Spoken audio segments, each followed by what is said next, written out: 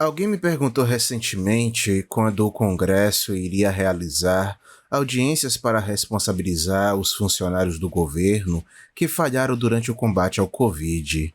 Afinal, há muito a aprender com os erros cometidos nos Centros de Controle e Prevenção de Doenças, CDC, Administração de Alimentos e Drogas, FDA, Reserva Geral e Federal nas administrações governamentais. Por exemplo, quem será responsabilizado pelas políticas de bloqueio orquestradas pelo governo para combater o Covid que, em retrospectiva, foram mal concebidas, ineficazes e incrivelmente caras? Quem no CDC será responsabilizado pela falha da agência em detectar o vírus mais cedo? Quais funcionários do CDC irão aparecer após a confusão total que a agência criou ao mudar constantemente as mensagens, informações e orientação política? Quanto às falhas da FDA, há muitas para listar, mas não estou ouvindo ninguém no poder falar sobre responsabilizar seus funcionários pela falha contínua em aprovar os testes da Covid-19. Não se esqueça da explosão dos gastos do governo, que se prolongou por muito tempo depois de 2020, sem nenhum plano de consolidação fiscal pós-crise, ou da falha do Reserve Federal em prever a maior inflação das últimas décadas. Infelizmente, com toda a probabilidade, ninguém será responsabilizado.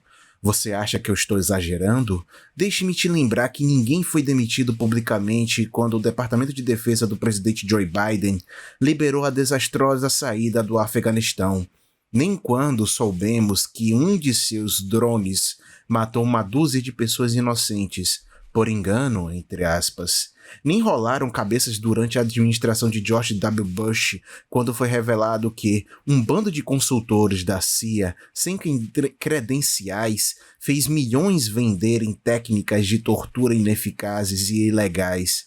Estes agentes foram capacitados por burocratas de várias agências, muitas das quais ainda têm seus empregos, e ninguém está sendo demitido pelo fiasco em curso na fronteira sul dos Estados Unidos, onde milhares de famílias imigrantes que buscam uma vida melhor sofrem desumanamente. Mais deprimente ainda é o fato de que, mesmo que fossem realizadas audiências e se chegasse a um consenso sobre os erros, provavelmente nada mudaria, depois de testemunhar em dezenas de audiências de supervisão governamental no Capitólio. Parece-me que a maioria são meros exercícios destinados a gerar cobertura da mídia.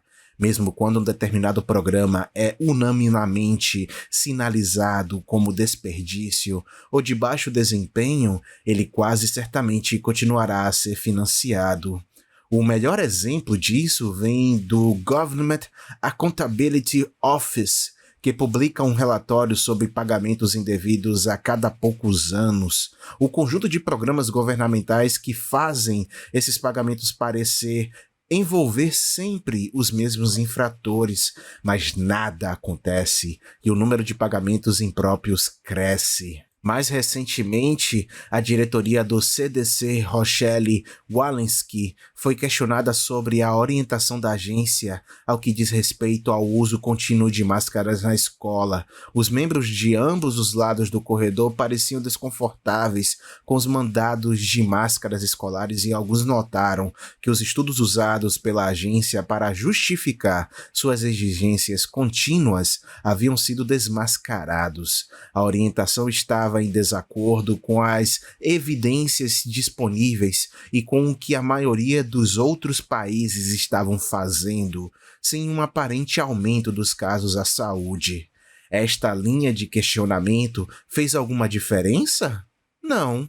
Walensky reconheceu as limitações, entre aspas, dos estudos sobre máscaras, mas se recusou a mudar alguma coisa.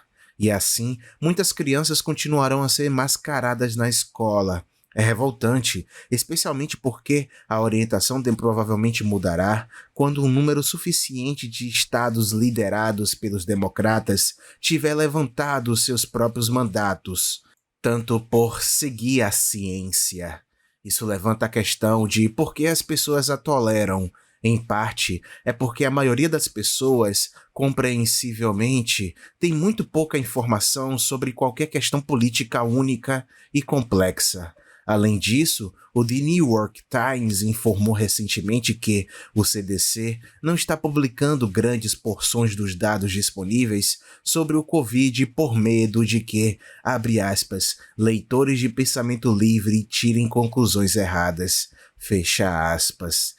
Mas mesmo que as pessoas exijam mudanças, elas têm pouco ou nenhum poder sobre burocratas não eleitos. Milhares desses funcionários não eleitos controlam nossas vidas sem serem responsabilizados. Isso, infelizmente, nunca mudará até que diminua o tamanho e o alcance do governo. Esse artigo foi escrito por Veronique de Ruge, publicado no site Reason, traduzido e adaptado por Gazeta Libertária.